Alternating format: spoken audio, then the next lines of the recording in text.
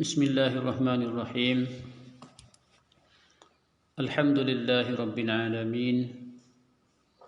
Wa afdalus salati wa atammut taslim ala sayyidina wa maulana Muhammad wa ala alihi wa ashabihi ajma'in. Rabbi shrah li sadri wa yassir li amri wahlul 'uqdatam min lisani yafqahu qawli. Allahumma arinal haqqa haqqan warzuqna ittiba'ah wa arinal batila batilan warzuqna ijtinabah. Allahumma adkhilna fi nuril fahmi wa akhrijna min zulumatil wahmi bi rahmatika ya arhamar rahimin. Assalamualaikum warahmatullahi taala wabarakatuh. Alhamdulillah, syukur dan puji kita kepada Allah Subhanahu wa taala yang kita boleh bangun pada pagi hari ini dalam keadaan kita selamat, kita sihat. Sebagaimana ada disebut di dalam hadis Rasulullah sallallahu alaihi wasallam, man asbaha aminan fi sirbihi mu'afan fi jasadihi wa lahu qutu yaumihi faka'annama hizat lahu dunya bihazafiriha. Muslimin muslimat, bapak-bapak, ibu-ibu, sahabat, anak-anak, pelajar sekalian, di pagi hari, setiap pagi sepatutnya kita kena terima kasih dan kita kena banyak syukur kepada Allah Subhanahu wa taala yang Allah taala bagi nikmat, bagi kesihatan, bagi peluang, bagi umur. Kita kena kata alhamdulillah. Saat ini saya baca sepotong hadis yang berbunyinya man asbaha aminan fi sirbihi. Siapa-siapa yang bangun di waktu pagi wasa aman, wasa selamat dalam rumah tangga dia, mu'afan fi jasadihi, tubuh badan dia selamat, afiah, sehat, walahu qutu yaumihi, dan ada di sisinya makanan harian. Pagi ni boleh makan, ada rezeki. Ada 3 perkara saat ni: bangun pagi wasa selamat, hati dia wasa tenang, wasa aman, dan dia ada makanan untuk harian. Nabi kata faka'annama hizat lahud dunya bihazafiriha. Seolah-olah Allah Ta'ala kurniakan dan Allah Ta'ala bagikan kepadanya dunia dengan isi-isi kandungannya. Ini menunjukkan kepada kita bahawa kita ni saya dan sepatutnya kena banyak terima kasih kepada Allah Subhanahu wa taala. Sebab tu muslimin muslimat, bapa-bapa, ibu-ibu, sahabat andai, anak-anak pelajar yang bersama dengan saya walaupun di mana kamu berada sekalipun, untuk tazkirah, peringatan pada pagi ini untuk diri saya sendiri dan juga kepada semua yang bersama dengan kita. Kita ni nak buat dah mana, nak hati kita lembut. Salah satu saat ni kita terima kasih kepada Allah. Hati kita kerah dengan sebab dosa yang kita laksanakan, dosa yang kita lakukan, dosa yang kita amalkan. Dengan sebab makan ni kita duk makan, dengan sebab tutur kata yang kita duk berlafaz hari-hari. Apabila salah, berdosa. Apabila berdosa, maka buat hati kita yang dikerah. Sebab itu ada ulama mengatakan bahawa man taraka dzunub raqqa qalbuhu wa man taraka al-harama wa akala al-halal saffat fikratuhu. Apa yang dimaksudkan ini? Selamat datang saudara kita dari Indonesia. Semoga sihat selalu ya Muhammad Syafi'i. Man taraka dzunub raqqa qalbuhu. Siapa-siapa yang tinggalkan dosa, tinggalkan buat perkara yang menyebabkan dapat dosa, dapat kemarahan Allah, maka hati dia raqqa qalbu, hati jadi lembut. Hati jadi lembut kalau dia tak buat dosa. Dan wa man tarakal haram, siapa-siapa yang tinggal benda-benda haram, benda-benda yang dimarah dan dilarang oleh Allah Subhanahu wa taala dan dilarang oleh Rasulullah sallallahu alaihi wasallam, wa akala al halala, dan makan benda-benda yang halal, orang itu saffat fikratuhu, fikrah dan fikiran dia akan jadi bersih dan suci. Kalau seseorang yang duduk hidup dalam hari dia fikiran sehari-harinya untuk cari makanan, untuk cari rezeki, maka tak dapat tidak kita kena fikir dan kita kena tengok rezeki yang Allah Subhanahu wa taala nak bagi kepada kita itu beri jadi rezeki yang halal dan thayyibah. Barulah apabila kita makan jadi daging darah kita, hati kita akan lembut dan hati kita berasa nak buat taat dan buat ibadat kepada Allah Ta'ala. Kalau sekiranya kita tak fikir apa-apa, kita fikir katanya asalkan boleh rezeki sudah, tak kiralah rezeki itu daripada halal ataupun daripada benda haram ataupun daripada perkara-perkara syubhat, maka benda haram dan benda syubhat itulah yang akan menjadikan hati kita gerah, menjadikan fikiran kita serabut dan tak bersih. Sebab tu saya seru untuk diri saya sendiri dan kepada semua muslimin muslimat, dalam mencari rezeki kita kena usaha untuk menjadikan rezeki kita tu halal. Dalam kerja harian kita kena cari kerja-kerja yang menjadikan sebab untuk kita mendapatkan rezeki yang halal. Kita sudah tahu dan kita sudah maklum, katanya dunia yang kita duduk sekarang ni ada dunia yang dipuji dan ada dunia yang dicela. Dunia yang dipuji dan dunia hak Tuhan marah.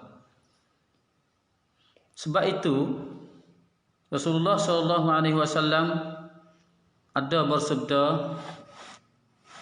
dalam hadisnya,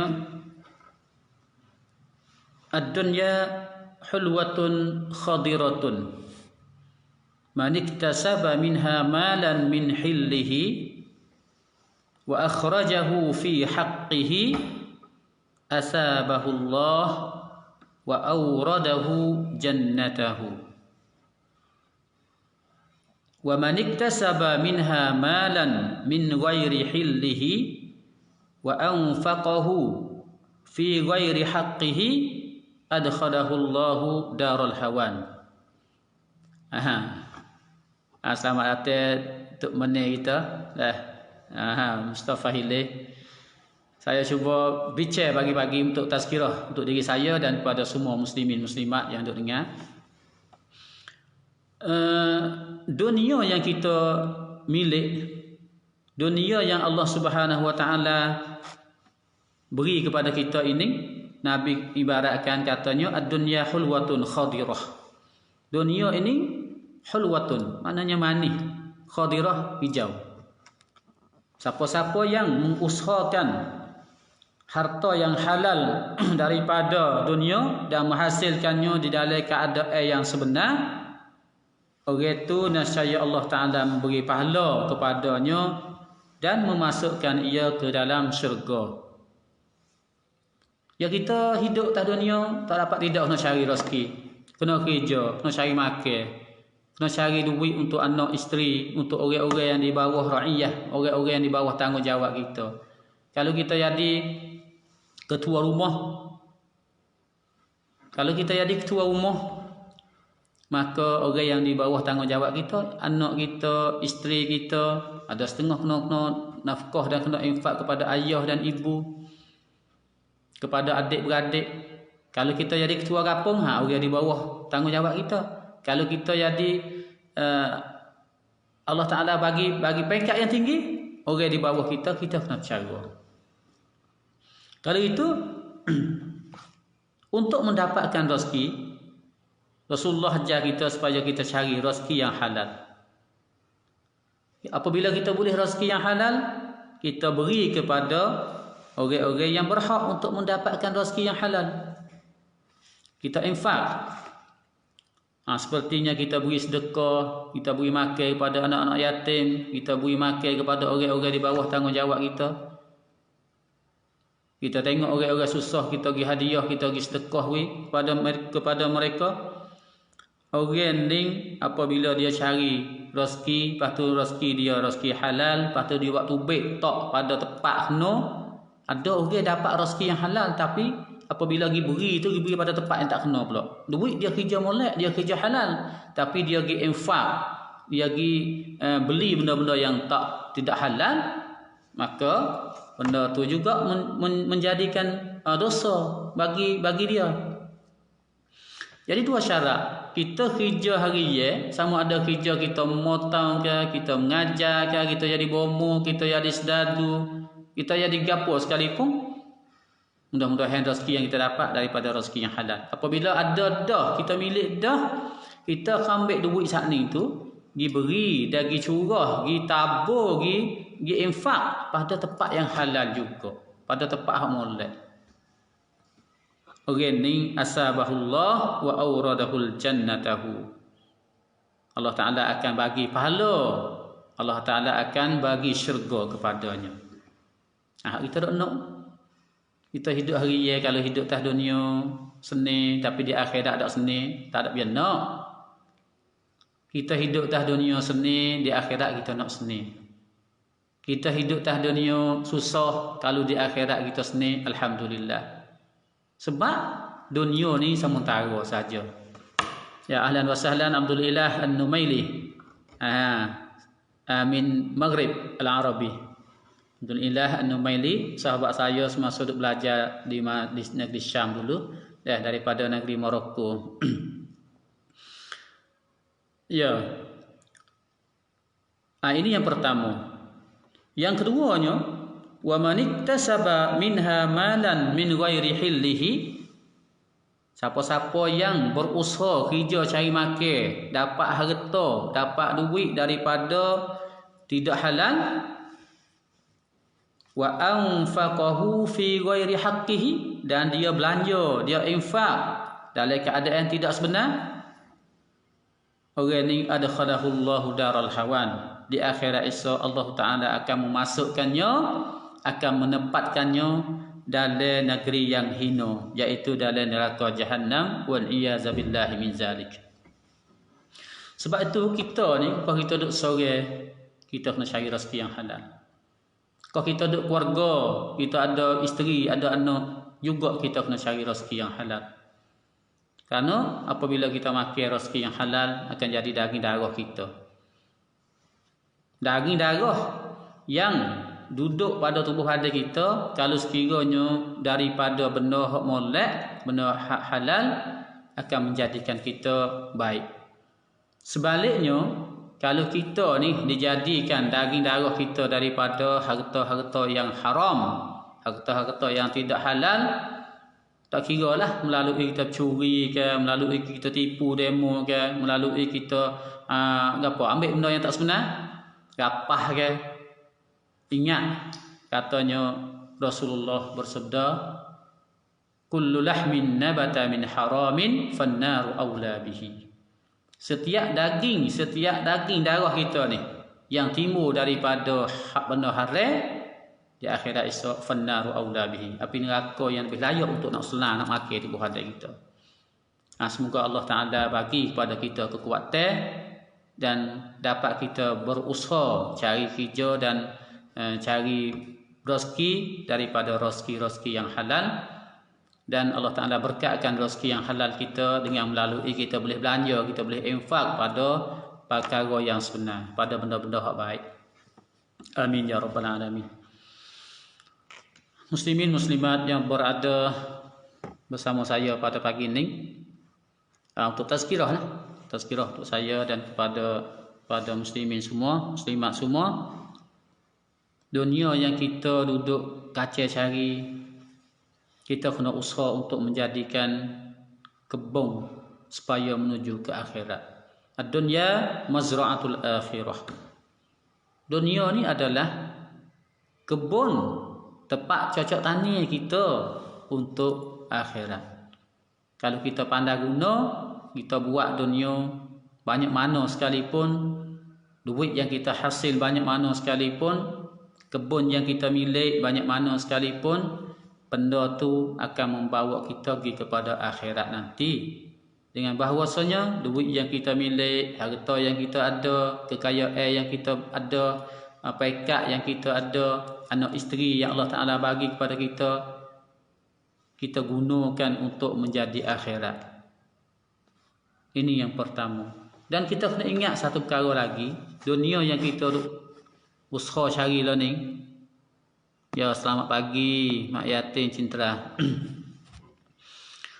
Dunia yang kita usaha lah ni di sisi Allah Subhanahu Wa Taala tak boleh nak timbang beratnya super dengan sayap nyamuk. Sayap nyamuk tak boleh nak timbang lagi.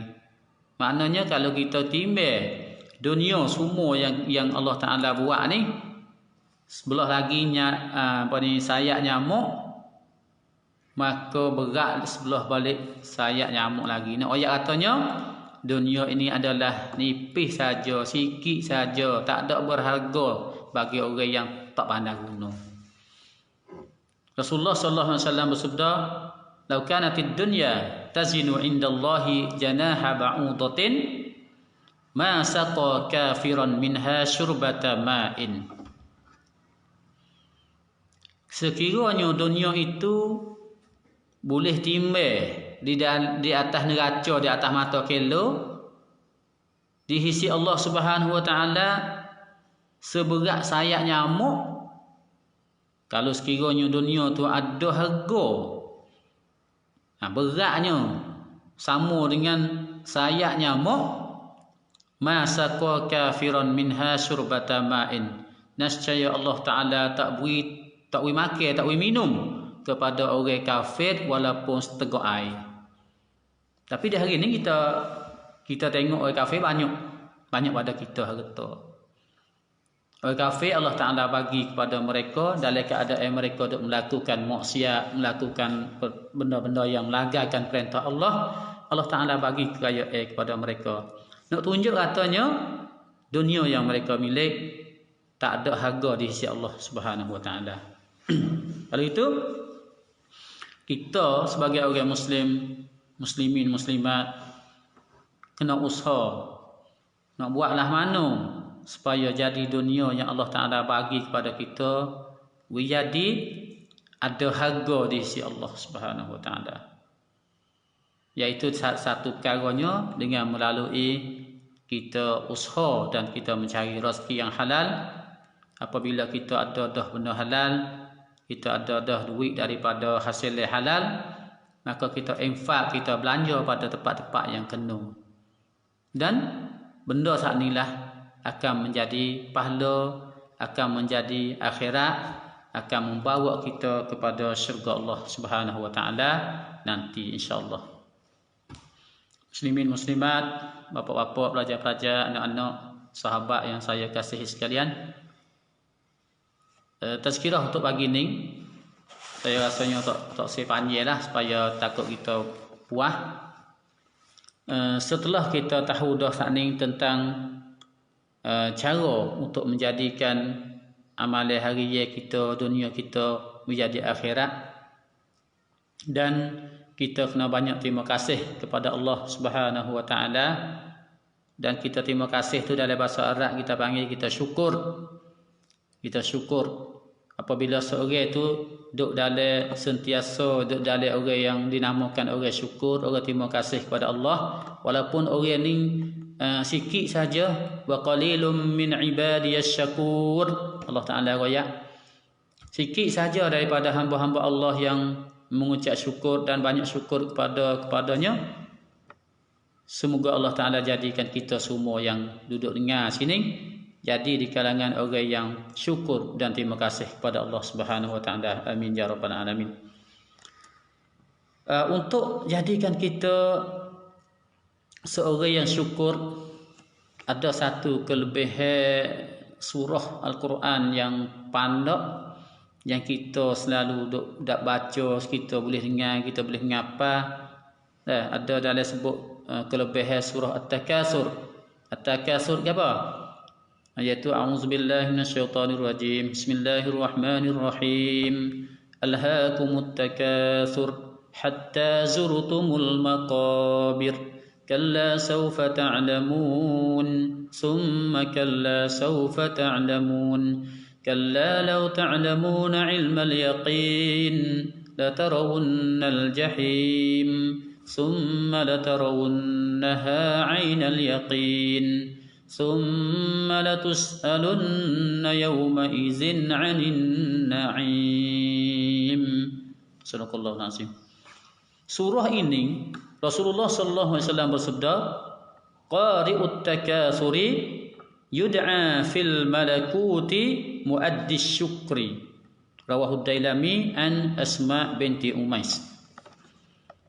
Pembaca surah At-Takasur, siapa-siapa yang ada masa dan dia baca surah At-Takasur, surah Alhaakumut Takasur saat ni, dia akan diseru di kalangan malaikat-malaikat di langit.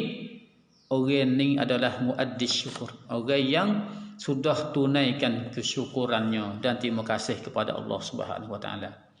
Sebab tu muslimin muslimat, bapa-bapa, ibu-ibu, pelajar-pelajar sekalian, surah yang pendek saja yang boleh kita amalkan. Nak menjadi kita orang yang syukur dan terima kasih kepada Allah Subhanahu Wa Taala, marilah kita baca surah At-Takasur. Sama ada kita duduk saja luar semaya ataupun kita baca di dalam semaya kita. Surah pendek, siapa yang tak mengapa lagi mengapalah, siapa yang tak pandai baca lagi belajarlah. Mudah-mudahan tergolonglah kita daripada orang yang sudah tunaikan kesyukuran kepada Allah Subhanahu Wa Taala. Dan bukan sekadar tu, surah Alhaakumut Takasur ini ada satu hadis lagi. Rasulullah sallallahu alaihi wasallam bersabda, "Ama tastati'u ahadukum an yaqra'a alfa ayatin kulla yaumin?" Adakah seseorang di kalangan kamu tak kuasa nak baca 1000 ayat setiap hari? Sahabat kata, qalu wa man yastati'u zalika? Siapa gatik hak boleh baca setara tu ya Rasulullah? Tak kuasa 1000 ayat ni banyak. 1000 ayat berapa juz? Tapi Nabi pun kata pula, qala ama yastati'u ahadukum an yaqra'a alhaakumut takasur?